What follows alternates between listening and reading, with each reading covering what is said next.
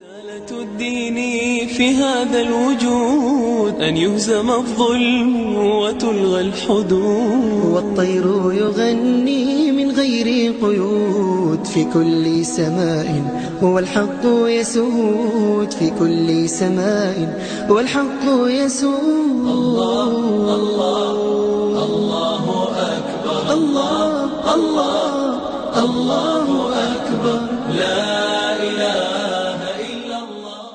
الحمد لله وكفى وسلام على عباده الذين اصطفى، أما بعد، أعوذ بالله من الشيطان الرجيم، بسم الله الرحمن الرحيم.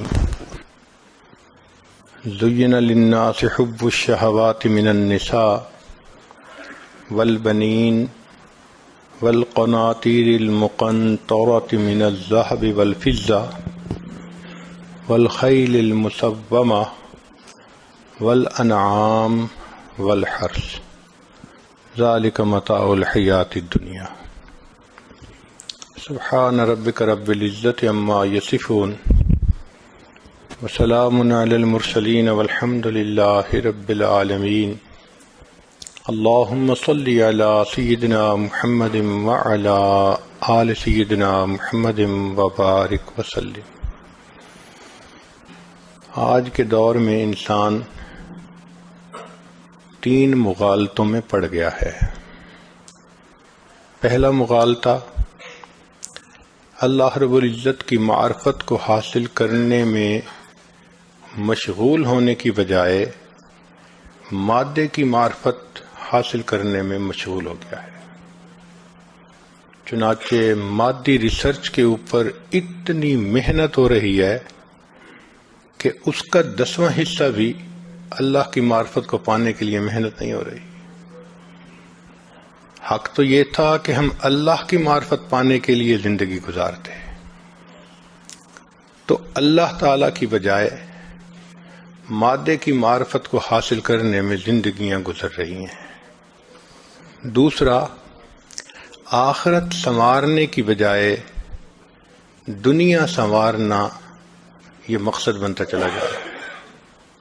جس بندے کو دیکھو وہی اس محنت میں، اس کوشش میں کہ میری دنیا کی زندگی سنور جائے.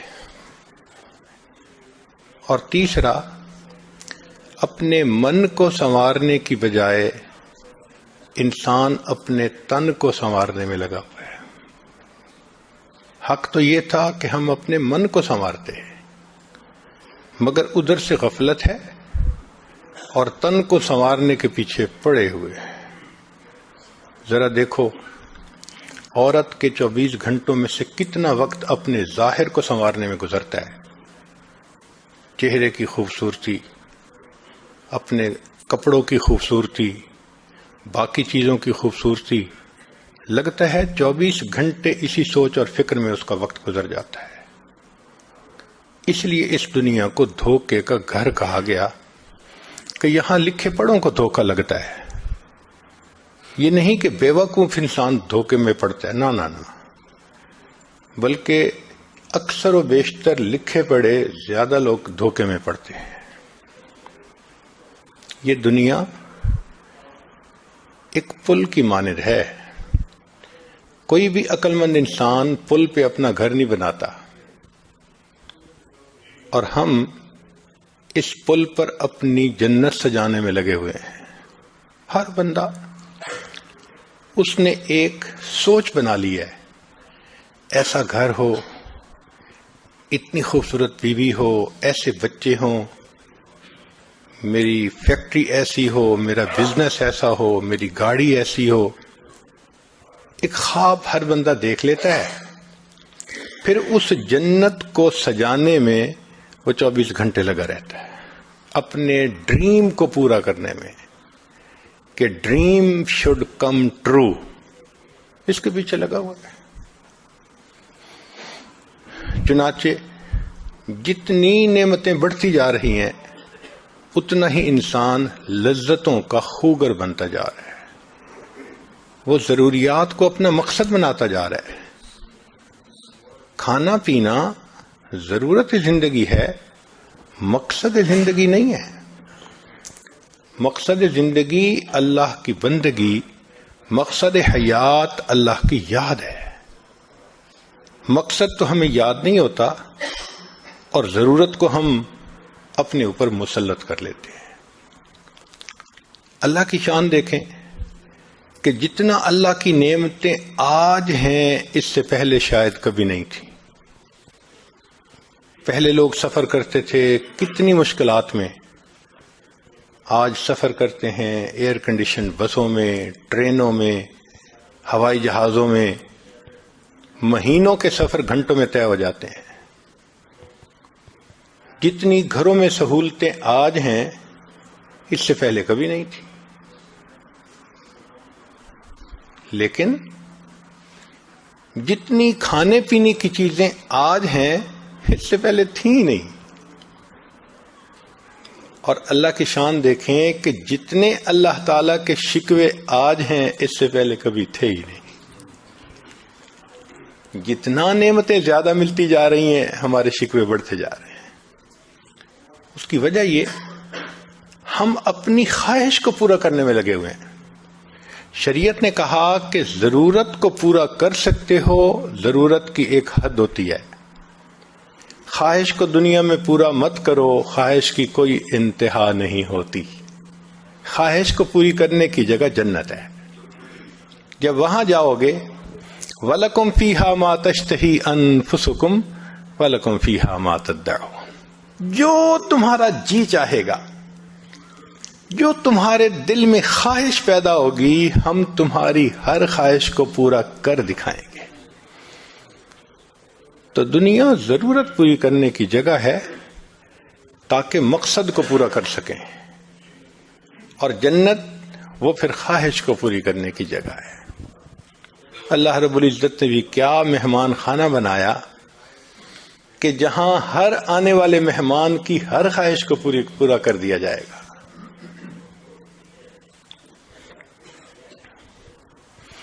آج 3 طرح کی زندگیاں نظر آتی ہیں۔ ایک زندگی اس بندے کی جو نہ دین کو مانتا ہے نہ خدا کو مانتا ہے، یہ کافر کی زندگی ہے۔ اس کی زندگی 100% آخرت سے غافل ہو کے گزر رہی ہے۔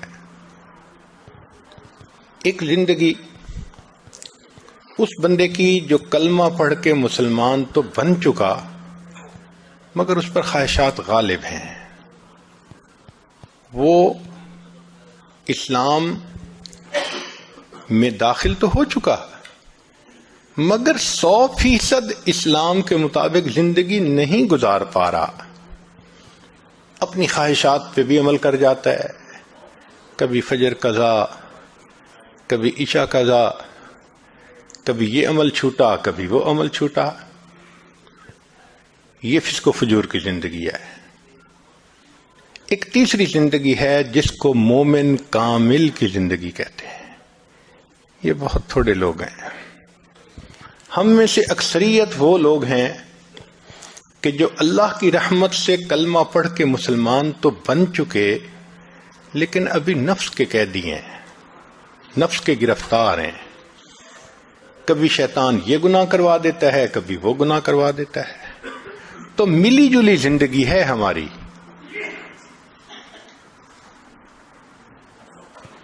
نام ہم مسلمان کا اپنے اوپر لے رہے ہیں، الحمدللہ کہ ہم نے کلمہ پڑھا ہے، مگر 100% شریعت کے مطابق زندگی ہماری نہیں ہے۔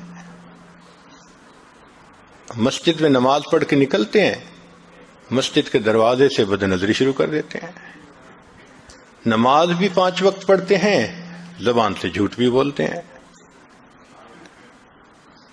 ہم دین میں وقت بھی لگاتے ہیں، کاروبار میں دھوکہ بھی دیتے ہیں۔ تو کہنے کو مسلمان مگر کام مسلمان والے نہیں ہیں۔ یہ ملی جلی زندگی ہے، اور اکثر زندگی آپ کو ایسے ہی ملے گی۔ اکثر مسلمانوں کو آپ دیکھیں وہ اسی طرح کی زندگی گزار رہے ہیں، آدھا تیتر آدھا بٹیر۔ یہ ہماری زندگی کی ایک ترتیب بنی ہوئی ہے۔ چنانچہ سکرین پہ غیر محرم کو دیکھنا معمول بنا ہوا ہے بعض گھروں میں خبروں کے نام پہ. محفلیں ہوتی ہیں شادی بیاہ کی تو مرد اور عورت کی مخلوط محفلیں ہوتی ہیں, پردے کا بھی کوئی خیال نہیں ہوتا. تو ہیں بھی مسلمان الحمدللہ, مگر مرضی کی زندگی ہے, شریعت والی زندگی نہیں نظر آتی. نتیجہ کیا ہوتا ہے کہ مسلمان ہونے کے باوجود ہم اسلام کی برکتوں سے واقف نہیں ہوتے, ہم اسلام کی برکتوں سے محروم ہوتے ہیں.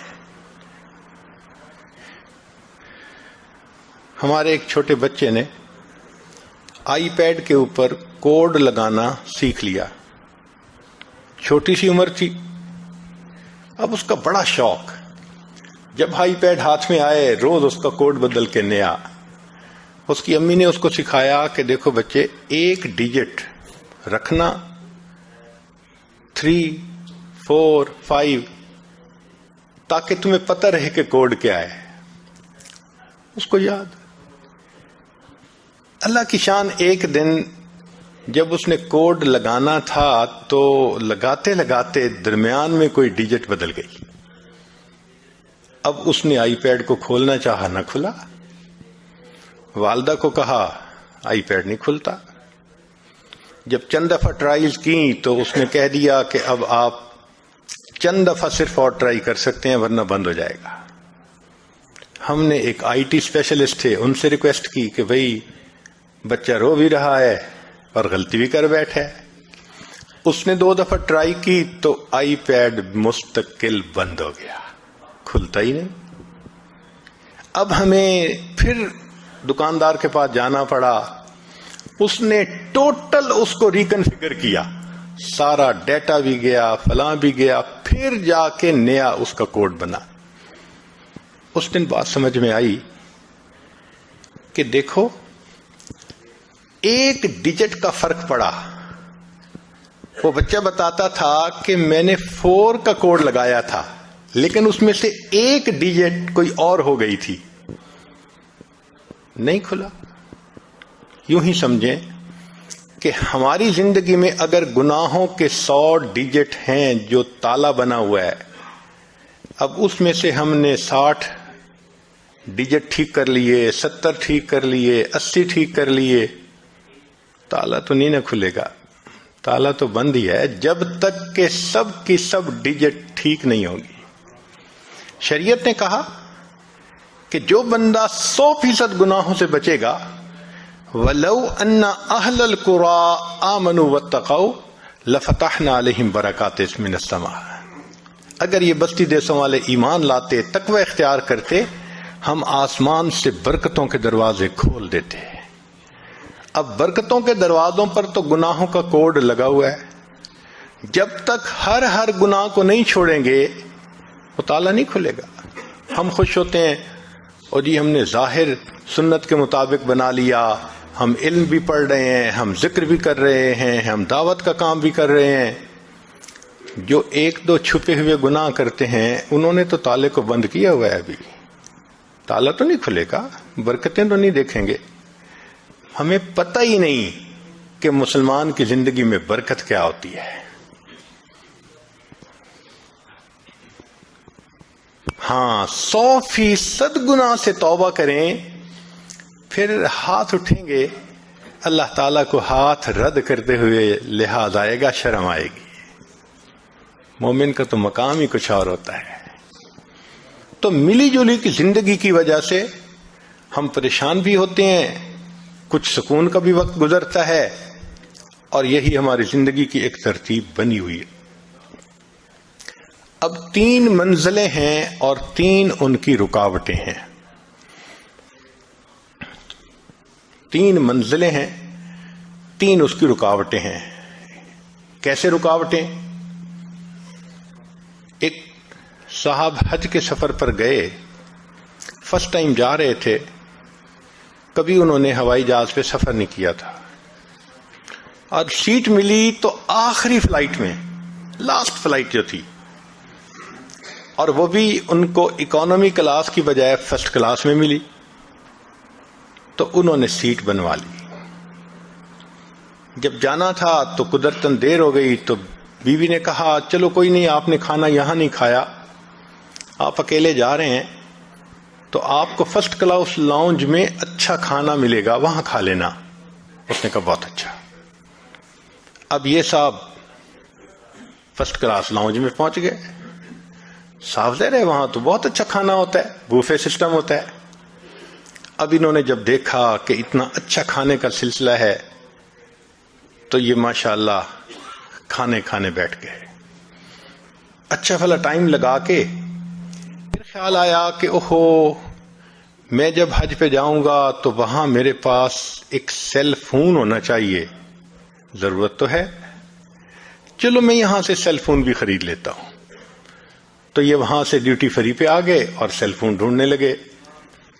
اب سیل فون دکھانے والے نے کبھی یہ دکھایا کبھی وہ دکھایا، یہ فنکشن وہ فنکشن، یہ ایسے مصروف ہوئے کہ جب انہوں نے سیل فون خرید کے فارغ ہوئے پتہ چلا کہ فلائٹ تو لیو ہی کر چکی تھی۔ اس کو کیا کہیں گے؟ اس کو دھوکہ کہیں گے کہ ضرورت کے نام پر اس کو دھوکہ لگا۔ کھانا بھی ضرورت تھی، سیل فون لینا بھی ضرورت تھی، مگر ان دونوں کے پیچھے فلائٹ مس کرنا یہ تو کبھی بھی عقل مندی نہیں تھی۔ بالکل یہی مثال ہماری زندگی کی ہے۔ جاب بھی ضرورت ہے، گھر بھی ضرورت ہے، خوبصورت نیک بیوی کا ہونا بھی ضرورت ہے، اولاد کو اچھا پڑھانا بھی ضرورت ہے، جو آپ کہیں گے وہ ضرورت ہے، مگر ضرورت کا یہ مقصد تو نہیں کہ اس میں لگ کے انسان آخرت کو ہی بھول جائے، انسان کو پتہ ہی نہ ہو اور موت کا فرشتہ آخری فلائٹ کو لے کے آ جائے، چلو بھائی اب بورڈنگ کا وقت آ گیا۔ تو 3 منزلیں ہیں اور 3 اس کی رکاوٹیں ہیں، 3 دھوکے ہیں جو منزل پہ نہیں پہنچنے دیتے۔ سب سے پہلا، قبر ہماری منزل ہے، غفلت اس کی رکاوٹ ہے۔ غفلت کہتے ہیں قبر یاد نہ ہونا۔ شریعت نے کہا کہ جو شخص موت کو زیادہ یاد کرے وہ زیادہ سمجھدار۔ چنانچہ انصار میں سے چند نوجوان صحابہ نبی الاسلام کی خدمت میں حاضر ہوئے، بہت خوبصورت سوال پوچھا، اے اللہ کے حبیب صلی اللہ علیہ وسلم، من اکیس الناس وحزم الناس، انسانوں میں سب سے زیادہ عقل مند اور سمجھدار کون ہے؟ نبی الاسلام نے فرمایا اکثرہم ذکر للموت، وہ جو موت کو کثرت سے یاد کرتا ہو، وَأَكْثَرْهُمْ اسْتِعْدَادًا لِلْمَوْتِ، اور جو ان میں موت کی سب سے زیادہ تیاری کرتا ہو، اولئک الاکیاس، یہ ہیں عقل مند لوگ، ذهبوا بشرف الدنیا وکرامت الاخرہ۔ تو نبی علیہ الصلوۃ والسلام نے تو ان کو عقل مند کہا جو موت کو زیادہ یاد رکھیں اور موت کی زیادہ تیاری کریں۔ نہ موت یاد ہو نہ موت کی تیاری یاد ہو تو وہ تو پھر نگاہ نبوت میں بے وقوف انسان ہے۔ تو آج سوچیں ہم عقل مند ہیں یا بے وقوف ہیں؟ نبی علیہ السلام نے بے وقوف کس کو کہا؟ حدیث مبارکہ میں ہے الدنیا دار من لا دار لہ ومال من لا مال لہ ولہا یجمع من لا عقل لہ۔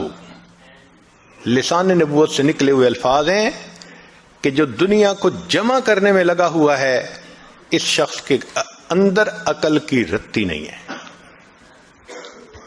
تو آج دیکھو کہ ہماری زندگی کس طرح سے گزر رہی ہے۔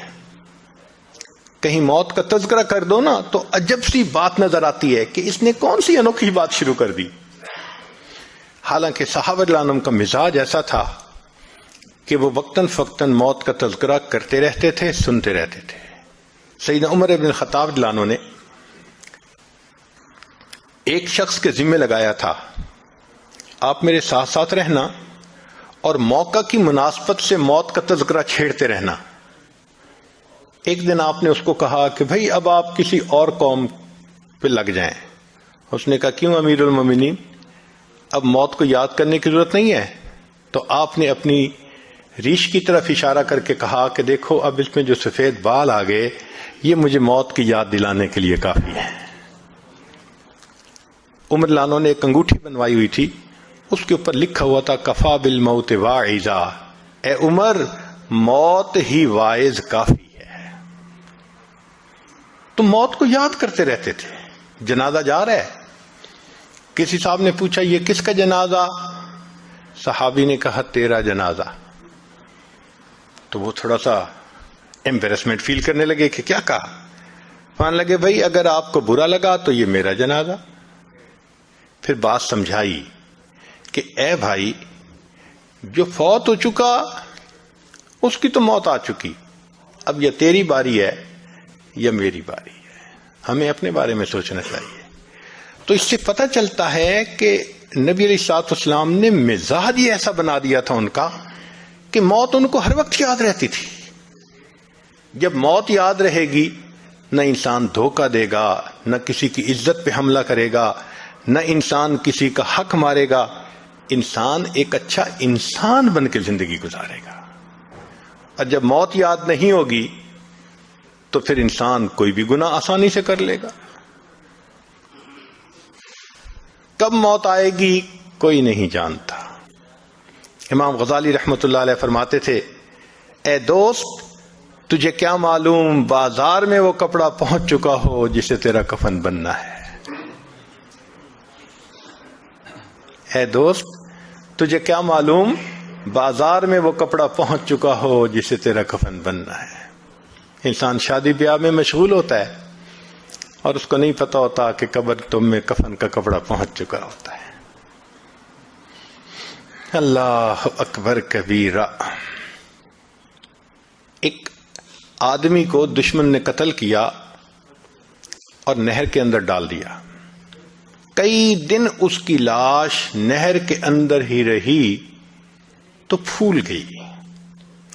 ایسی پھول گئی کہ جب اس کو نکالا گیا تو پتہ نہیں چلتا تھا کہ یہ کون ہے کون نہیں, پہچاننا مشکل تھا. یہ بھی پتہ نہیں تھا کہ کس شہر کا ہے. چنانچہ پولیس نے کاغذی کارروائی کر کے جو قریب بستی تھی اس کے عالم کو کہا کہ بھائی آخر مسلمان ہے, آپ اس کو نہلا دیں, کفنا دیں اور دفن کر دیں, ہمیں تو اس کے وارث کا کوئی پتہ نہیں.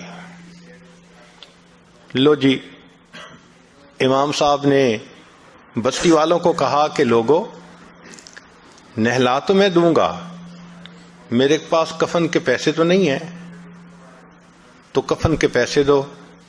دیہاتی علاقوں میں لوگوں کے پاس کھانے پینے کے لیے چیزیں تو ہوتی ہیں, سپینڈنگ کیپیسٹی نہیں ہوتی, کیش نہیں ہوتا.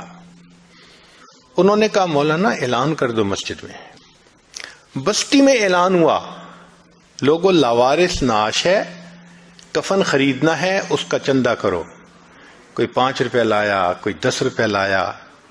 آدھا گھنٹہ اعلان ہوتا رہا لاوارث نعش, اور پھر جا کے پیسے پورے ہوئے تو اس کو کفن دے کے اس کا جنازہ پڑھا کے اس کو دفن کر دیا گیا. پولیس اس کی تفتیش میں تو لگی ہوئی تھی. 3 مہینے کے بعد کیس کی حقیقت کھلی تو پتہ چلا کہ وہ ایک علاقے میں ایک پورے گاؤں کا نمبردار تھا اور اس کی 4 مربع زمین تھی جس میں فروٹ کا گارڈن بنا ہوا تھا. کروڑوں پتی تھا, کروڑوں روپیہ اس کے بینک اکاؤنٹ میں تھا, اور اس کے 4 جوان العمر بیٹے تھے. 4 بیٹے ہیں, کروڑوں پتی ہے, بینک میں کروڑوں روپیہ ہے, لیکن اس کو کبھی پتہ نہیں تھا جب میں مروں گا میرے کفن کے لیے آدھا گھنٹہ چندہ کیا جائے گا. وارث مان نہ کری وارثاں دا, رب بے وارثا کر مارتا ہی. فرماتے ہیں کہ اے وارث تو اپنے وارثوں کا مان نہ کرنا, اللہ تعالیٰ کبھی کبھی بندے کو لاوارث کر کے مار دیا کرتے ہیں. کیا پتا کس حال میں موت آئے. ایک شخص 5ویں منزل پہ کوئی کام کر رہا تھا, ونڈو میں پاؤں جو اس کا اکھڑا اور کوئی چیز ٹوٹی تو وہ نیچے سڑک پر آ کر گرا, اور میٹل روڈ تھی. مگر اللہ کی شان، نہ ہڈی ٹوٹی، کوئی فریکچر نہیں ہوا، نہ خون نکلا، ایسے لگتا تھا کسی نے اس کو کیچ کر کے زمین کے اوپر رکھ دیا۔ لوگ بڑے حیران، 5ویں منزل سے گرا، کوئی انجری بھی نہیں ہے۔ لوگ اس کو مبارکباد دینے لگے۔ تیسرے چوتھے دن اس کے 2 دوست آئے اس کو ملنے کے لیے اور کہنے لگے کہ تمہیں نئی زندگی ملی ہے، ہمیں مٹھائی کھلاؤ۔ اس نے کہا آپ بیٹھیں، یہ میرے بالکل گھر کے سامنے جو یہ مٹھائی کی دکان ہے نا، سویٹ شاپ ہے، ابھی میں تازہ تازہ مٹھائی لے کے آتا ہوں۔ وہ بٹھا کے گھر کہا کہ تم چائے بناؤ، بیوی کو کہا میں ابھی تازہ مٹھائی لاتا ہوں۔ بیوی نے گھر کے اندر ماربل لگا ہوا تھا اور اس کو دھویا تھا، صاف کیا تھا، اور وہ گیلا تھا۔ خاوند اپنے گھر میں ماربل کے فرش پر چلتا ہوا آ رہا ہے، پاؤں جو پھسلا، سر کے بل گرا، اس کو موت آ گئی۔ 5ویں منزل سے گرا، ایک قطرہ خون کا نہیں نکلا، فرش سے پھسلا، موت کا وقت آ چکا تھا۔ ہمیں کیا پتا کب موت آنی ہے، اس لیے نبی اسلام نے فرمایا کن فی الدنیا کأنک غریب او عابر السبیل، دنیا میں ایسے زندگی گزارو جیسے کوئی مسافر ہوتا ہے یا جیسے کوئی پردیسی ہوا کرتا ہے۔ جو پردیسی ہوتے ہیں نا، ان کے ذہن میں ہر وقت ہوتا ہے ہم نے واپس جانا ہے، ہم بھی یہاں پردیسی ہیں۔ ہر وقت یہ سوچ رہنی چاہیے کہ ایک دن ہم نے واپس اپنے وطن جنت جانا ہے، مگر غفلت آ جاتی ہے، اور غفلت بھی کیسی کہ بندے کو مرنا یاد ہی نہیں ہوتا۔ ایک بڑے میاں تھے، 85 سال عمر تھی۔ ایک مرتبہ اس عاجز نے ان سے بات کی کہ اب تو ہماری ریٹائرمنٹ کی عمر ہے، مجھے بھی چاہیے کہ میں اللہ اللہ کروں، نیکی کروں، آپ بھی اللہ اللہ کریں۔ تو بات سن کے وہ بڑے میاں نے اپنے گھٹنے کو پکڑا، کہنے لگے پیر صاحب دعا کرو یہ گھٹنے کی درد ٹھیک ہو جائے نا، پھر میں نماز شروع کر دوں گا۔ جو 85 سال کی عمر میں گھٹنے کے درد ختم ہونے کا منتظر ہو کہ پھر نماز شروع کروں گا، یہ دھوکہ نہیں تو کیا ہے۔ عرفات کے میدان میں وقوف کا وقت ہے، لوگ دعائیں مانگتے ہیں، کئی تو لمبی مانگتے ہیں اور کئی ہم جیسے کم ہمت تھوڑی سی دعا مانگ کے تھک جاتے ہیں۔ تو ہم نے دیکھا ایک بڑے میاں 2 نوجوانوں کے ساتھ ہنسی مذاق کی باتیں کر رہے تھے، تو حیرت ہوئی، اللہ وقوف کا وقت ہے اور اس وقت میں بڑے میاں ہنسی مذاق کی باتیں۔ تو میرا دل چاہا کہ میں ان کو تھوڑا یاد دہانی کرواؤں، اور جب سنا تو ماشاءاللہ وہ نوجوانوں سے شادی کی باتیں کر رہے تھے، ٹاپک بھی یہ اور وقوف عرفات کا وقت۔ تو میں نے پوچھا بڑے میاں کیا حال ہے؟ کہنے لگے جو گزر جائے واہ واہ ہے، جو گزر جائے واہ واہ ہے۔ حالانکہ جو گزر رہی تھی وہ تو آہ آہ تھی۔ تو پوچھا آپ کی عمر کتنی ہوگی؟ کہتے ہیں ویسے تو 72 سال عمر ہو گئی، لیکن دل میرا 27 سے اوپر نہیں گیا۔ میدان عرفات میں وقوف عرفہ کے وقت اگر 72 سال کی عمر کا بندہ یہ جواب دے کہ عمر تو میری 72 سال ہو گئی، دل 27 سے اوپر نہیں گیا، یہ دھوکہ نہیں تو پھر کیا ہے؟ تو قبر ہماری منزل ہے، مگر غفلت اس کا دھوکہ ہے، اس کی رکاوٹ ہے۔ نتیجہ کیا ہوتا ہے کہ ہم ہر کام اپنا ٹھیک کرنے کے عادی ہوتے ہیں، دفتر کا کام، بزنس کا کام، گھر کا کام۔ اگر کوئی رہ جاتا ہے تو وہ آخرت کا کام رہ جاتا ہے۔ نماز قضا ہو گئی، فجر میں آنکھ نہیں کھلتی، ذرا دیر سے سوتے ہیں، آج دعوت پہ چلے گئے اس لیے فجر نہیں ہو سکی۔ ان چیزوں میں لگ کے فجر نماز قضا ہو جانا یہ تو بہت بڑی الارمنگ کنڈیشن ہے. تو 3 منزلوں کی 3 رکاوٹیں. پہلی منزل قبر اور غفلت اس کی رکاوٹ ہے. دوسرا آخرت ہماری منزل ہے، دنیا اس کی رکاوٹ ہے. وہ کیسے؟ کہ دنیا کی ضرورتیں اتنی اہم بن جاتی ہیں کہ ہم ان کو پریورٹی دینا شروع کر دیتے ہیں اور آخرت بیک پہ چلی جاتی ہے.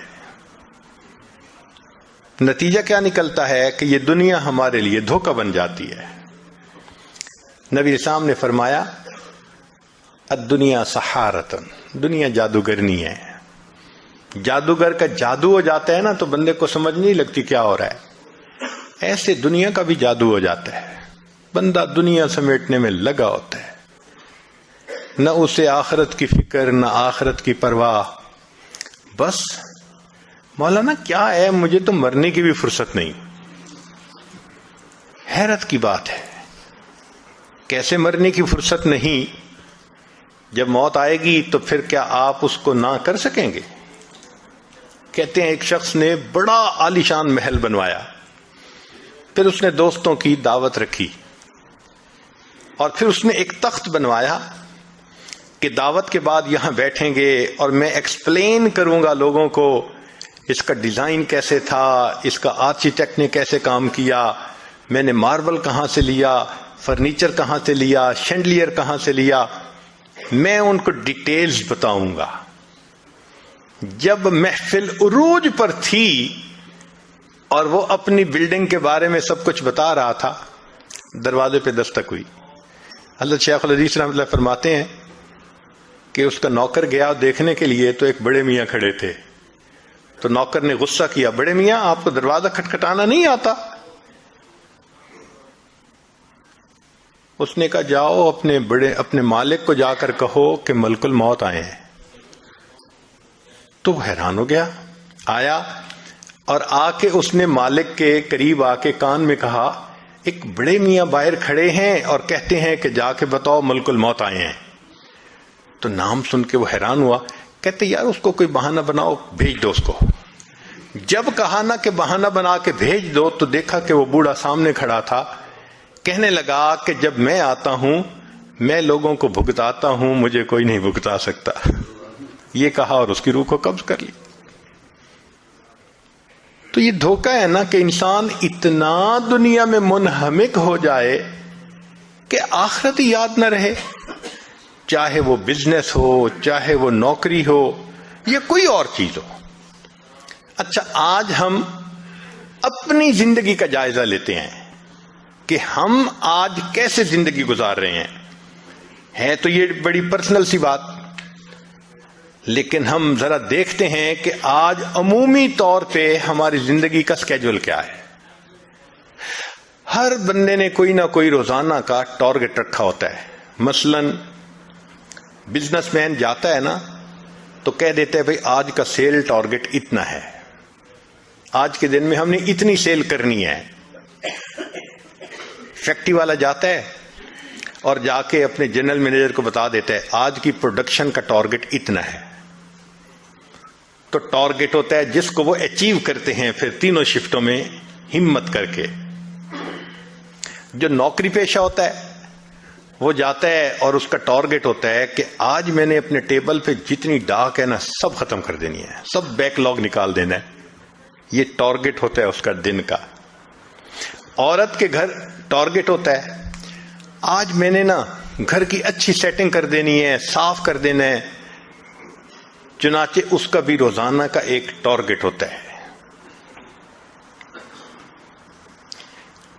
ہم دن کے 8 گھنٹے 10 گھنٹے دکان میں، بزنس میں، نوکری میں لگا کے پھر گھروں کو واپس آتے ہیں. تو دن کا میجر پارٹ جو شروع کا ہے وہ تو گزر چکا ہوتا ہے. اب ایوننگ شروع ہو گئی. ایوننگ میں دیکھیے پھر ہمارا کیا معاملہ. جو ذرا عمر کے بڑے ہیں وہ خبروں کے نام پہ ٹی وی دیکھیں گے، کہ جس طرح میں نیوز دیکھ رہا ہوں، نوجوان ہیں انٹرنیٹ پہ بیٹھ جائیں گے، انٹر انٹو دی نیٹ، وہ گھر جائیں گے کسی جال میں۔ عورتیں ہیں، فرصت ہوئی تو وہ فون کر رہی ہیں اپنی فرینڈ کو، اپنی بہن کو، اپنے فلاں کو، اور بتا رہی ہیں کہ آج کیا ہوا، خامن نے کیا کہا، بچے نے کیا کیا۔ اس کے اوپر مصروف۔ جو چھوٹے چھوٹے بچے ہیں وہ کھیلوں میں مصروف ہو جائیں گے، چاہے وہ فزیکل کھیلیں ورنہ تو آئی پیڈ ہی لے کے بیٹھ جائیں گے۔ ہم نے بعض بچوں کو دیکھا 4 سے 5 گھنٹے آئی پیڈ پہ بیٹھے رہتے ہیں۔ یوں ہماری ایوننگ کا ٹائم گزر جاتا ہے۔ اب رات آتی ہے تو رات کو بعض ملکوں میں تو میاں بیوی کھانا کھا کے سو جاتے ہیں، اور بعض جگہوں پہ دوستوں کی دعوت ہوتی ہے، ڈائن آؤٹ کرنے کا شوق ہوتا ہے۔ آج ادھر کھانا کھائیں گے، کل ادھر کھانا کھائیں گے، کبھی خود کھانا کھانے جا رہے ہیں رشتہ داروں کے گھر، کبھی رشتہ دار ان کے گھر کھانا کھا رہے ہیں۔ نتیجہ کیا ہوتا ہے؟ آدھی رات گزر جاتی ہے۔ اب آدھی رات گزر گئی تو تھک ہار کے سوئے، فجر میں آنکھ ہی نہیں کھلتی، پھر اٹھے اور پھر ناشتہ کیا اور بھاگم بھاگ پھر وہی روٹین۔ پوچھنے کا سوال یہ ہے کہ پروڈکشن ٹارگٹ بھی تھا، سیل ٹارگٹ بھی تھا، ڈاک نکالنے کا بھی ٹارگٹ تھا، عورت نے گھر کو صاف رکھنا یہ بھی ٹارگٹ تھا۔ ان 24 گھنٹوں میں کوئی ہمارا عبادت کا بھی ٹارگٹ تھا؟ ہم نے یہ عہد کیا تھا آج ہم ایک پارہ بھی پڑھیں گے، اتنا درود شریف پڑھیں گے، اتنا استغفار کریں گے، اتنا مراقبہ کریں گے، اتنی تہجد پڑھیں گے، لمبی دعا مانگیں گے؟ ٹارگٹ ہی نہیں بنا ہوا ہوتا۔ اب بتائیں کہ جس زندگی میں عبادت کا کوئی ٹارگٹ ہی نہیں تو وہ غفلت نہیں تو پھر اور کیا ہے؟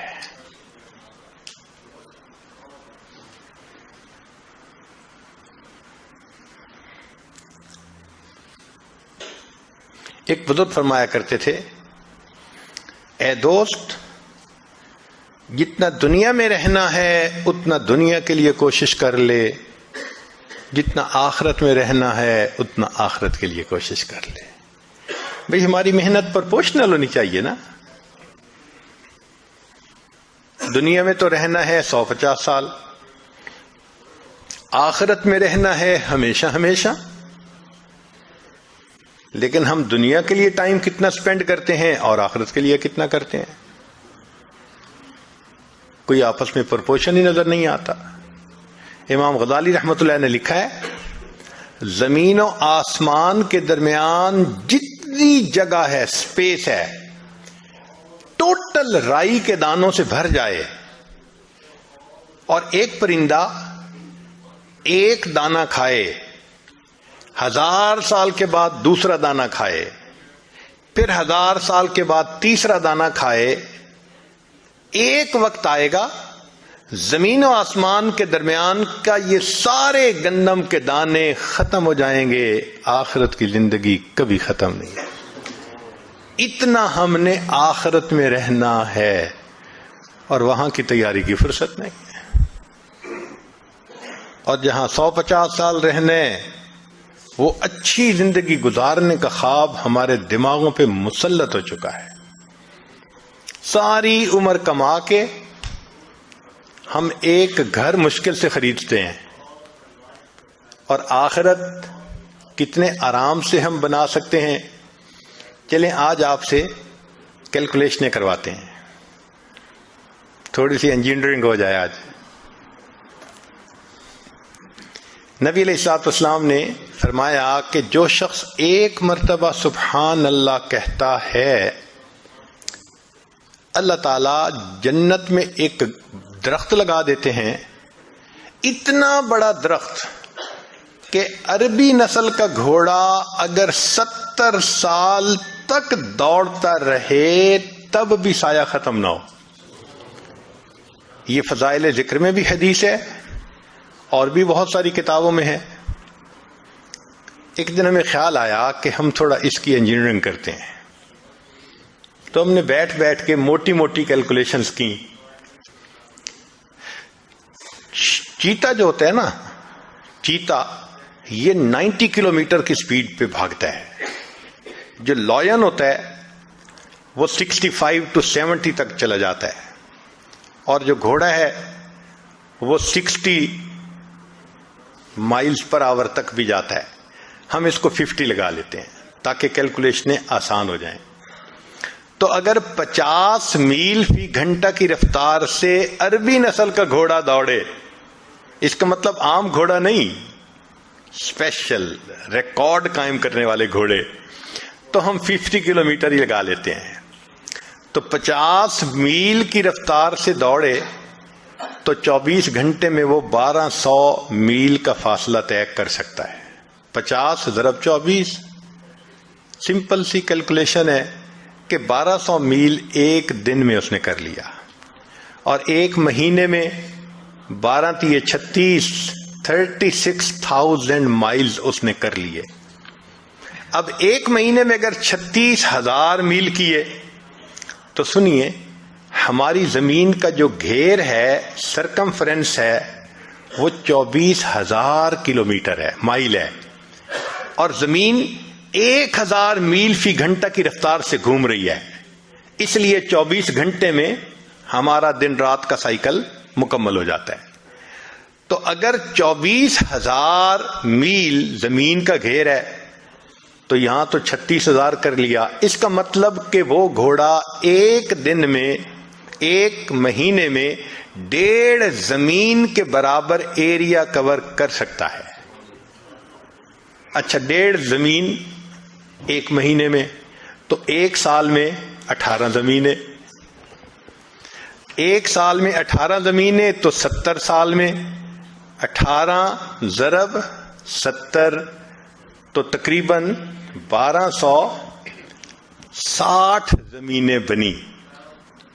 1260 زمینوں کے بقدر ایریا وہ ایک گھوڑا طے کرے گا 70 سالوں میں. 1260 زمینیں. اچھا، مزے کی بات سنیں کہ اگر ایک دفعہ سبحان اللہ حرم میں کہے تو شریعت کہتی ہے کہ 1,00,000 کا ثواب. تو 1260 ضرب 1,00,000، 126 ملین زمینیں.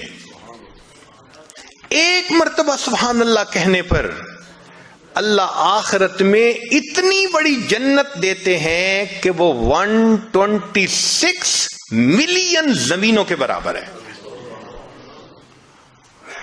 سوچئے ہم اپنا کتنا بڑا نقصان کر رہے ہیں. نبی علیہ السلام نے فرمایا ہر انسان کی، جو مسلمان کی جو زمین آخرت میں ہے وہ پلین زمین ہے. اس کی جتنی عبادت ہوگی اتنا اس کو اللہ تعالیٰ بنائیں گے اور سجائیں گے. چنانچہ ایک حدیث پاک میں آتا ہے، ایک بندے کا گھر بن رہا ہوتا ہے سونے چاندی کی اینٹوں سے، اور مشک کے اس کے سیمنٹ لگ رہا ہوتا ہے. فرشتے کام بند کر دیتے ہیں. دوسرے فرشتے پوچھتے ہیں آپ نے کام کیوں بند کیا؟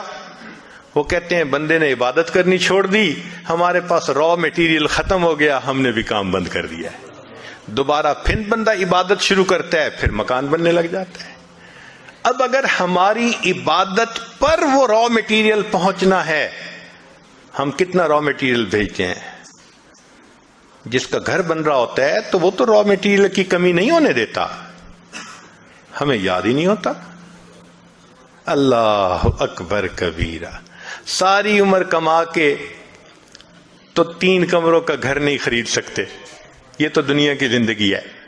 اور یہاں چند بار سبحان اللہ پڑھو، اللہ تعالیٰ ملین زمینوں کے برابر جنت کا ٹکڑا عطا فرما دیتے ہیں.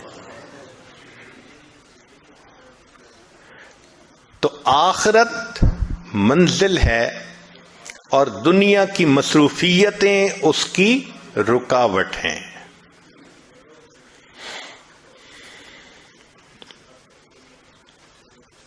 ہمارے مشائخ نے کہا، بات ذرا پتے کی ہے، امید ہے کہ آپ اس کو یاد رکھیں گے. فرمایا دنیا کام کی جگہ دنیا کام کی جگہ، قبر آرام کی جگہ، اور جنت انعام ملنے کی جگہ۔ دنیا کام کی جگہ، قبر آرام کی جگہ، اور جنت انعام ملنے کی جگہ۔ جو بچہ محنت کرتا ہے اسی کو انعام ملتا ہے۔ ہم دنیا میں محنت کریں گے آخرت کی تو پھر آخرت میں انعام پائیں گے، اور اگر دنیا ہی میں ہم نے دل لگائے رکھا اور آخرت یاد ہی نہ رہی اور دنیا کی محبت لے کے چلے گئے تو پھر پتہ ہے آخرت میں ہوگا کیا؟ مشائخ نے لکھا ہے اللہ تعالیٰ قیامت کے دن دنیا کو ایک بوڑھی عورت کی شکل میں کھڑا کریں گے، بہت کبھی صورت ہوگی، اور پھر فرمائیں گے کہ جب سے میں نے تمہیں پیدا کیا میں نے تمہیں کبھی رحمت کی نظر سے نہیں دیکھا، ایک مرتبہ بھی نہیں دیکھا، میں اب بھی تمہاری طرف نہیں دیکھنا چاہتا، اس کو لے جاؤ جہنم میں۔ جب اس بڑھیا کو گھسیٹ کے جہنم میں لے جانے لگیں گے فرشتے تو وہ بڑھیا اس وقت کہے گی اللہ ایک میری فریاد ہے۔ پوچھا جائے گا کیا؟ اللہ آپ کے محبوب صلی اللہ علیہ وسلم نے کہا تھا المرء مع من احبا، بندہ اسی کے ساتھ ہوگا جس سے اس کو محبت ہوگی۔ اے اللہ میرے بھی تو چاہنے والے دنیا میں بہت تھے۔ اللہ اعلان کروا دیں گے تھے جو دنیا سے محبت کرنے والے تھے سب اس کے ساتھ ملا کر جہنم میں ڈال دیا جائے۔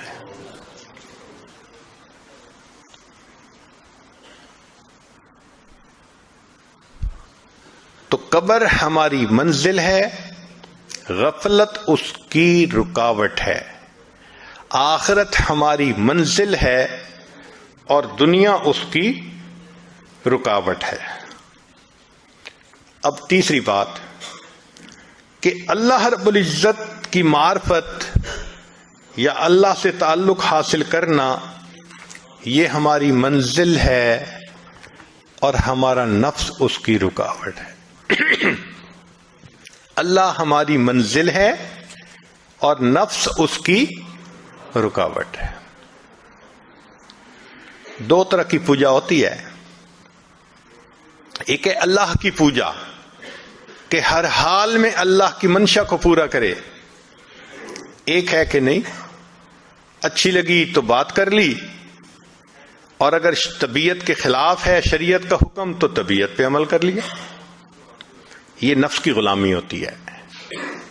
یاد رکھیں زر پرستی، زن پرستی، شہوت پرستی، بت پرستی، نفس پرستی، یہ تمام کی تمام بت پرستی کی اقسام ہیں۔ خدا پرستی کوئی اور چیز ہے۔ اللہ کو پوجنا یعنی اللہ کی ہر حال میں ماننا یہ الگ چیز ہے۔ ایک بات ذہن میں رکھیے، اس دنیا میں اللہ رب العزت کے بعد جتنی نفس کی پوجا کی گئی اتنی پوجا کسی اور بت کی نہیں کی گئی۔ انسان نے سب سے زیادہ اپنے نفس کو پوجا ہے اللہ کے بعد۔ قرآن مجید میں فرمایا اَفَرَأَيْتَ مَنِ اتَّخَذَ إِلَٰهَهُ هَوَاهُ، کیا دیکھا آپ نے اسے جس نے اپنی خواہشات کو اپنا معبود بنا لیا؟ تو قرآن پاک سے ثابت ہو رہا ہے کہ انسان اپنے خواہشات کی پوجا شروع کر دیتا ہے، وہ خدا کا پجاری نہیں رہتا، وہ نفس کا پجاری ہوتا ہے۔ ہمیں فیصلہ کرنا ہے کہ ہم کس کے پجاری ہیں۔ اگر ہم بد نظری کرتے ہیں ہم حکم خدا کو چھوڑ کر نفس کی مانتے ہیں۔ اگر انٹرنیٹ پہ بیٹھ کے غیر عورتوں کو دیکھتے ہیں ہم اللہ کی نہیں مانتے، ہم نفس کی مانتے ہیں۔ اگر ہم موقع آنے پہ جھوٹ بول دیتے ہیں خدا کی نہیں مانتے، نفس کی مانتے ہیں۔ اگر ہم اپنے مسلمان بھائی کو دھوکہ دے دیتے ہیں ہم خدا کی نہیں مان رہے، ہم نفس کی مانتے ہیں۔ تو ہمارا معبود پھر خدا نہ رہا، ہمارا معبود تو نفس بن گیا۔ گو زبان سے ہم کہیں کہ اللہ ہمارا معبود ہے مگر اللہ کے دفتروں میں تو ہم نفس کے پجاری ہیں۔ دیکھنا تو یہ ہے کہ اللہ کے دفتر میں کیا لکھا گیا۔ چنانچہ باجید بسطامی رحمۃ اللہ فرماتے ہیں کہ میں نے خواب میں اللہ تعالیٰ کا دیدار کیا تو میں نے کہا اے اللہ میں آپ تک آنا چاہتا ہوں. فرمایا دع نفسک وتعال، اچھا اپنے نفس کو چھوڑ دو تم میرے تک پہنچ جاؤ گے. تو بایزید بسطامی رحمۃ اللہ کہا کرتے تھے جنت 2 قدم ہے، جنت 2 قدم ہے. اپنی محفل میں فرماتے تھے جنت 2 قدم ہے. کسی نے کہا حضرت کیا مانا جنت 2 قدم ہے؟ فرمایا دوست پہلا قدم اپنے نفس پہ رکھ لے، تیرا دوسرا قدم جنت پہنچے گا. تو ہمیں اپنی نفس کی خواہشات کو توڑنا ہے جو شریعت کے خلاف ہے. جب تک ان خواہشات کو نہیں توڑیں گے اس وقت تک ہم اللہ کے فرما برداروں میں شامل نہیں ہو سکیں گے. چنانچہ آج کے دور میں غیر محرم کا فتنہ یہ تمام فتنوں سے بڑھ گیا ہے، ٹاپ پہ ہے. عورت کے دل میں شیطان ڈالتا ہے کہ بن سنور کے نکلو. وہ بیچاری بے پردہ بن سنور کے نکلتی ہے اپنے حسن کی زکات نکالنے کے لیے. حدیث پاک میں آتا ہے بے پردہ عورت جب گھر سے نکلتی ہے شیطان کا ایک گروپ اس کے پیچھے لگ جاتا ہے، وہ لوگوں کو متوجہ کرتا ہے لوگوں دیکھو اس کو. اب لوگ اس کو دیکھتے ہیں تو عورت سے بے پردگی کروائی شیطان نے اور مرد سے بد نظری کروائی. نتیجہ کیا ہوا؟ یہ بھی گناہگار وہ بھی گناہگار. اور آج کل تو نوجوان بچے اور بچیوں کو لگتا ہے کہ بس ایک ہی چیز کی تلاش ہے. ایک وقت تھا جب نوجوان آپس میں ایک دوسرے سے عہد کرتے تھے اتنی تہجد پڑھا کریں گے، اتنا روزہ رکھیں گے، اتنی تلاوت کریں گے، اس میں مقابلہ ہوتا تھا. آج تو یا انٹرنیٹ ہے یا فیس بک ہے، اسی کے اوپر وقت گزرتا جا رہا ہے.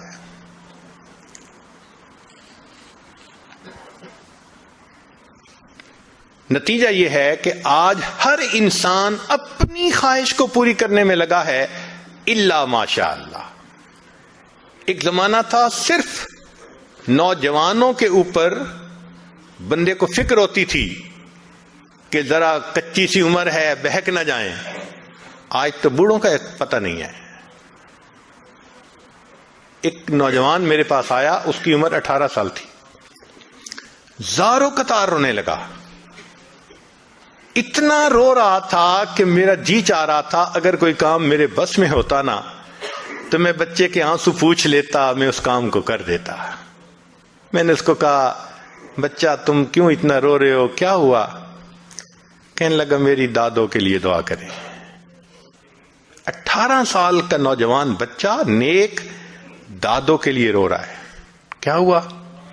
کہنے لگا 2-3 سال سے دادا ابو فوت ہو گئے اور میری دادو انٹرنیٹ پہ روزانہ 2 سے 3 گھنٹے بیٹھ کر ننگی تصویریں دیکھتی ہے. آج بچہ آ رہا ہے اپنی دادوں کے بارے میں پریشان ہو کر. وہی زمانہ آ گیا، بوڑھے بھی فتنے سے محفوظ نہیں رہے.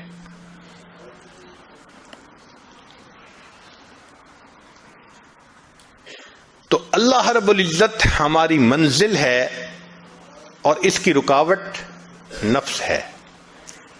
ہم نفس کے پجاری ہیں یا نہیں؟ ایک کوئک کویسچن اپنے دل میں تھوڑی دیر کے لیے یہ سوچئے، ہم سیل فون کا غلط استعمال کرتے ہیں یا نہیں؟ ہم انٹرنیٹ کا غلط استعمال کرتے ہیں یا نہیں؟ اسی وقت ہمارا من جواب دے دے گا تم پکی بات ہے تم نفس کے غلام ہو. اگر غیر محرم کے میسیجز کا انتظار، اگر انٹرنیٹ پہ انہی کے ساتھ تعلق، اس کا مطلب یہ کہ پھر ہم اپنے نفس کی پوجا میں لگے ہوئے ہیں. تو اللہ رب العزت ہماری منزل ہے، نفس اس کی رکاوٹ ہے. اس لیے فرمایا کہ قرب قیامت میں خلوت کے گناہ بڑھ جائیں گے. جتنا کوئی تنہا ہوتا ہے آج اتنا وہ گناہ میں ملوث زیادہ ہوتا ایک زمانہ تھا جتنا خلوت میں ہوتے تھے اتنا اللہ کی یاد میں زیادہ ہوتا تھا. آج جتنا خلوت میں ہے اتنا گناہ زیادہ. اور جن بچوں کی ادھر ادھر انوالومنٹ ہو جاتی ہے وہ تو ایک نظر میں بندہ فگر آؤٹ کر لیتا ہے. گھر والوں کے ساتھ مل کے کھانا بھی نہیں کھائیں گے, ان کو کھانا بھی نہیں کھانا, ان کو یہاں بھی نہیں جانا ماں باپ کے ساتھ مل کر. آپ دیکھیں گے وہ یہی کہیں گے کہ بس ہمیں ہمارے حال پہ چھوڑ دو. اس کا مطلب ہے some thing is seriously wrong some where. نبی علیہ السلام نے ارشاد فرمایا قرب قیامت میں لوگ اپنی بیویوں سے زنا کریں گے. ہم نے حدیث پاک پڑھی تو ہمیں سمجھ نہیں آئی. ہم نے اپنے استاد سے پوچھا کہ استاد جی یہ کیا معنی ہے کہ اپنی بیویوں سے زنا کریں گے؟ تو انہوں نے فرمایا ہاں اس کی کئی صورتیں ہیں. ایک صورت تو اس کی یہ ہے کہ مرد یا عورت کوئی کفریہ بول دے اور نکاح ٹوٹ جائے اور ان کو اس کا پتہ ہی نہیں کہ نکاح ٹوٹا یا نہیں. اور واقعی آج تو کفریہ کلمات کا علم ہی نہیں لوگوں کے پاس. بہت سینسٹیو مسئلہ ہے یہ. مالا بدہ من میں فارسی کی کتاب ہے, ہم مفتی صاحب سے پڑھ رہے تھے تو جب انہوں نے کلمات کفر پڑھائے تو ہماری آنکھیں کھل گئیں. اس میں حضرت مفتی کفایت اللہ رحمۃ اللہ علیہ نے لکھا ہے, نہ مفتی قاضی ثناء اللہ پانی پتی رحمۃ اللہ علیہ نے لکھا ہے کہ اگر دو بندے گفتگو کر رہے تھے, ایک نے کہا کہ یہ تو شریعت کی بات ہے اور اگلے نے جواب دیا رکھ پرے شریعت کو فقد کفر, وہ آدمی کافر ہو گیا. شریعت کے بارے میں ایسی بات کہہ دینا کہ رکھ پرے شریعت کو, ایمان کہاں بچتا ہے؟ سوچئے. تو ہمیں چاہیے کہ ہم علماء سے پوچھیں کہ بھئی کلمات کفر کون کون سے ہیں. یہ نہ ہو کہ کہیں ایسے جملے ہم بولیں. کئی جملے تو بہت کامن ہیں. مثلا علماء نے لکھا ہے کہ کسی نے کہا کہ کہاں رہتے ہو؟ دوسرے نے کہا فلاں جگہ رہتا ہوں. او خدا دے پچھاوڑے, خدا کے پچھاوڑے یعنی خدا کے پیچھے رہتے ہو, فقد کفر, ایسا بندہ کہنے والا کافر ہو جاتا ہے. تو ان کا علم حاصل کرنا ضروری کہ کہیں ہم تو اپنی گفتگو میں کوئی ایسی بات نہیں کہہ جاتے, اور اگر نکاح ٹوٹ گیا تو پھر اپنے ذہن میں میاں بیوی رہ رہے ہیں اور زنا کا گناہ لکھا جا رہا ہے. تو فرمایا کہ مرد قرب قیامت میں اپنی بیویوں سے زنا کریں گے. ایک صورت تو یہ ہے, یہ کفریہ کلمہ بیوی بولے تو بھی نکاح ٹوٹا, خامد بولے تو بھی نکاح ٹوٹا. اور دوسری صورت ایک دوسرے کے ساتھ آرگومنٹس, اور یہ تو ہر گھر کی آج بات نظر آتی ہے. جس گھر میں دیکھو الا ماشاء اللہ وہی حال ہے. جب شادی ہوئی میں بولتا تھا بیوی سنتی تھی. اس نے کہا پھر, کہتے پھر بچے ہو گئے, پھر بیوی بولتی تھی میں سنتا تھا. اس نے کہا پھر, کہتے پھر ہم دونوں بوڑھے ہو گئے, ہم دونوں بولتے تھے محلے والے سنتے تھے. تو بڑھاپے میں آرگومنٹس اور زیادہ. اب ان آرگومنٹس میں ہوتا کیا ہے کہ مرد کی زبان سے کنائے میں طلاق نکل جاتی ہے. کنایا کہتے ہیں کہ لفظ تو طلاق کا نہیں بولا لیکن بات ایسی کر دی کہ جس کا مفہوم طلاق والا ہوتا ہے, اس کو کنائے میں طلاق کہتے ہیں. اب یہ گناہ بہت زیادہ ہے کہ غصے میں کہہ دیتے ہیں چلی جا, مجھے تیری کوئی ضرورت نہیں آج کے بعد. اس قسم کے الفاظ کہ جس کا نتیجہ یہ نکلے کہ تو میری بیوی نہیں ہے, اس کو کنایا کہتے ہیں. اب اس کے مسئلے بھی سیکھنے چاہیے. بھائی نکاح کیا ہے تو کیسے ٹوٹ سکتا ہے, یہ مسئلے بھی تو آنے چاہیے نا. یہ کہاں لکھا ہوا ہے کہ آپ ٹیکس کے سب مسائل جانتے ہیں, بزنس کے سب کوڈز جانتے ہیں, فلاں کا سب نالج آپ نے حاصل کیا ہوا ہے, اور ایک مومن نکاح کر لیتا ہے اور اس کو نکاح طلاق کا پتہ ہی نہیں ہوتا.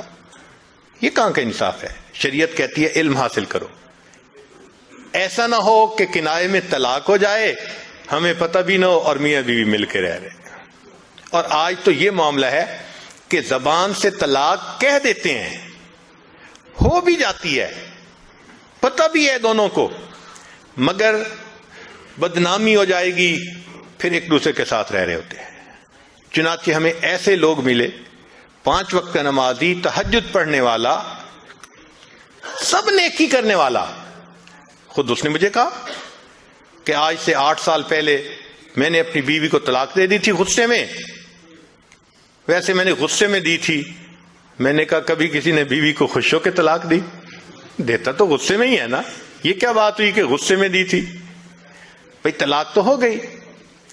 اور جی پھر بعد میں ہم نے سوچا وہ بھی نیک ہے، میں بھی نیک ہوں، بدنامی ہو جائے گی، بچے خراب ہو جائیں گے، تو بس پھر ہم نے پھر اکٹھا رہنا شروع کر دیا.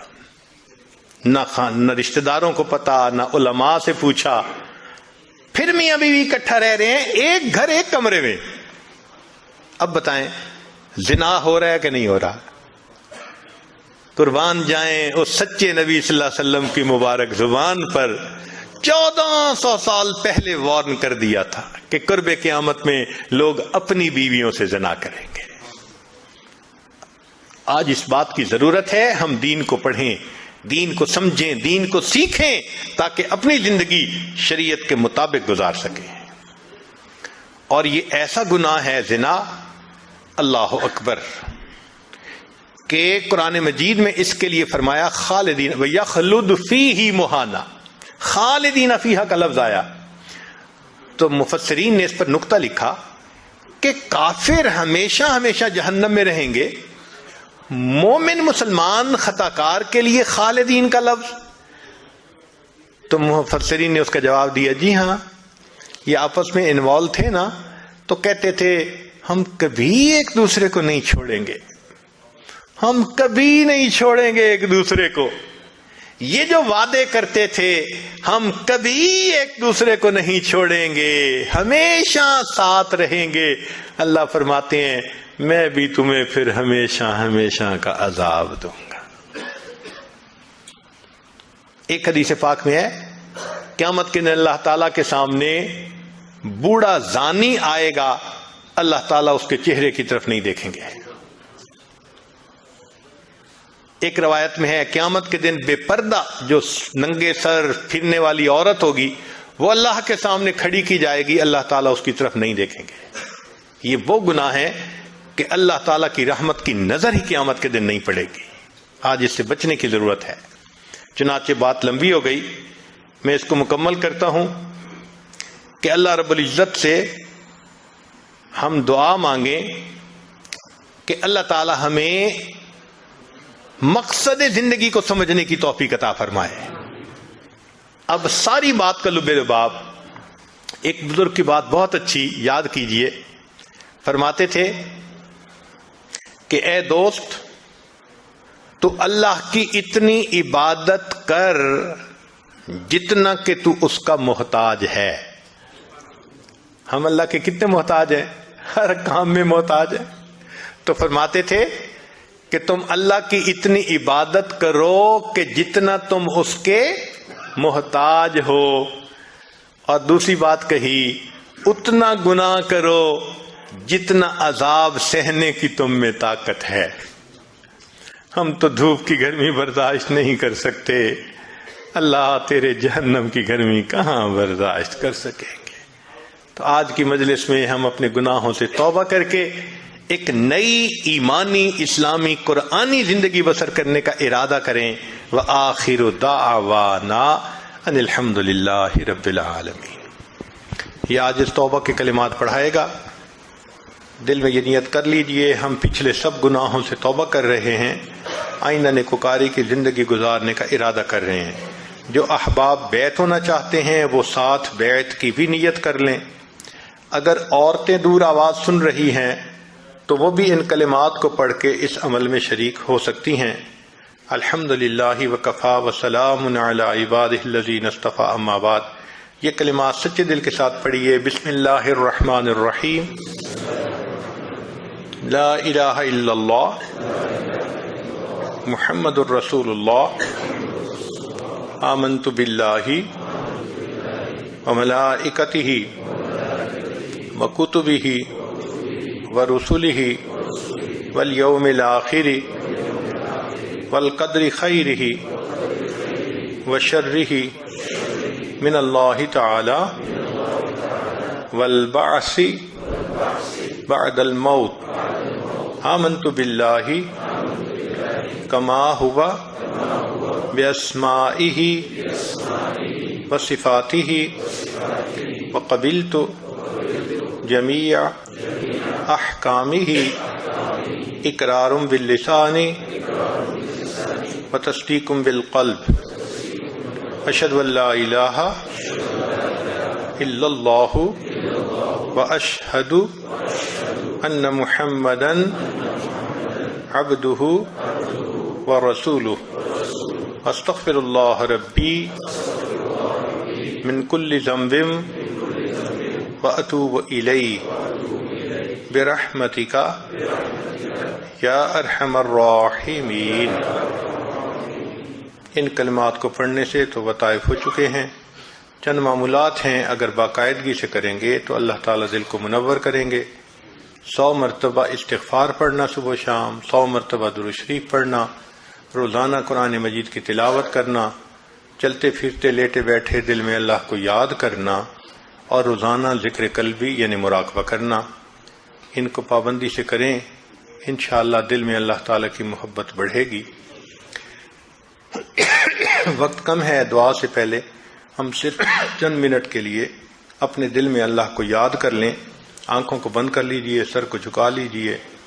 دنیا اور جو کچھ دنیا میں ہے اس سے ہٹ کٹ کے اللہ رب العزت کی یاد میں ڈوب جائیے.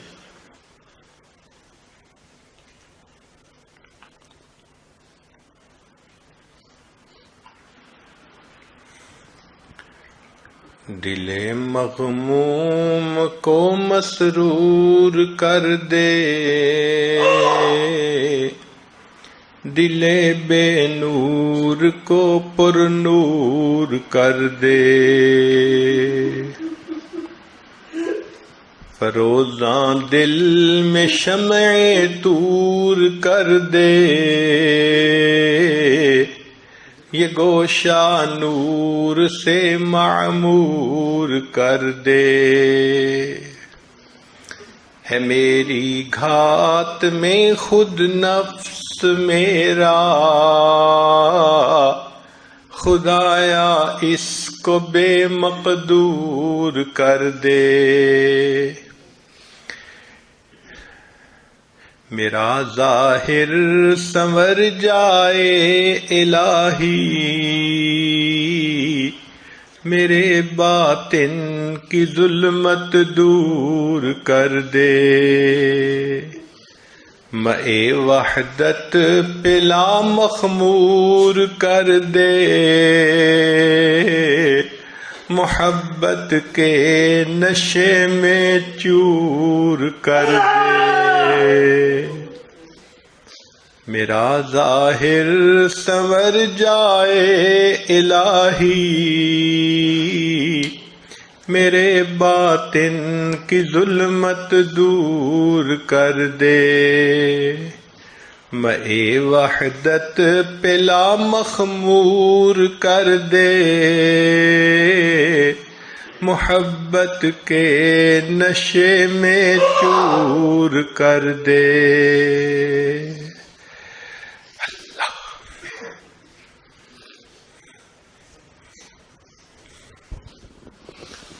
لا الہ الا اللہ محمد رسول اللہ. دعا کیجئے.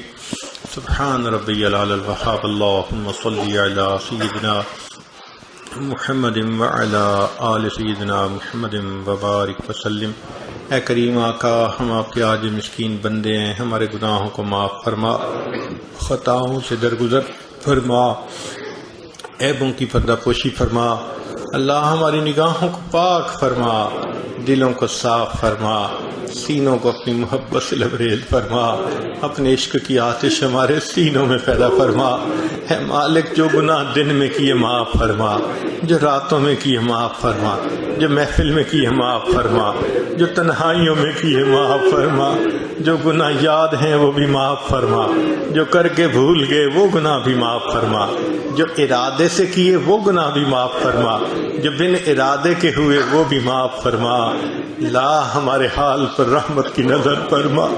میرے مالک، ہم آپ کو ناراض نہیں کرنا چاہتے، ہمارا نفس ہمارا ہے، شیطان دشمن پیچھے لگا ہے۔ اللہ ہمارے نفس کو مطمئنہ بنا دیجئے، شیطان بدبخت سے پیچھا چھڑا دیجئے، ہمیں پیشانی کے بالوں سے پکڑ کر نیکی کے رستے پہ چلا دیجئے۔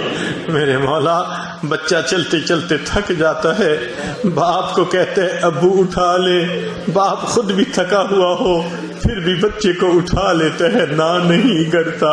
میرے مولا، ہم اپنے نفس سے لڑتے لڑتے تھک گئے، اللہ آپ کی مدد چاہیے۔ اے اللہ رحمت فرما دیجئے، اے اللہ رحمت کر دیجئے، اے اللہ ہمارے نفس کو مطمئنہ بنا دیجئے۔ میرے مولا، ہماری توبہ قبول فرما دیجئے، اے اللہ ہمیں نیکی کی زندگی عطا فرما دیجئے۔ اللہ مقامی دوستوں نے جس محبت کے ساتھ بلایا اس کے بدلے ان کو اپنی سچی محبت نصیب فرما۔ اے اللہ جو بھی پریشانیاں ہیں اپنی رحمت سے دور فرما، بے اولادوں کو نیک اولاد عطا فرما، جو صاحب اولاد ان کی اولادوں کو نیکوکار بنا، فرما بردار بنا، ماں باپ کی آنکھوں کی ٹھنڈک بنا۔ جن گھروں میں جوان بچے بچیاں موجود ہیں اللہ ان بچوں کے مستقبل کو روشن فرما، ماں باپ کے لیے فرض ادا کرنے آسان فرما۔ ہماری ان دعاؤں کو اپنی رحمت سے قبول فرما۔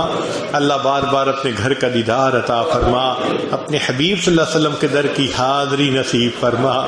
میرے مولا، رحمتوں کا معاملہ فرما، خیر کا معاملہ فرما۔ اللہ ہمیں ضائع ہونے سے محفوظ فرما۔ اللہ ہم آپ کی نگاہوں سے گرنا نہیں چاہتے، کوئی کام ایسا نہیں کرنا چاہتے کہ آپ کی نظروں سے گر جائیں۔ اللہ ہماری حفاظت فرما لیجئے۔ اللہ ہمارے ہاتھ گناہ کے لیے بڑھنا چاہیں، بڑھتے ہاتھوں کو واپس کر دیجئے، قدم اٹھنا چاہیں، اٹھتے قدموں کو واپس لوٹا دیجئے، گناہوں کی ذلت سے ہمیں بچا لیجئے، طاعات کی عزت عطا فرما دیجئے۔ اللہ ہماری ان دعاؤں کو اپنی رحمت سے قبول فرما۔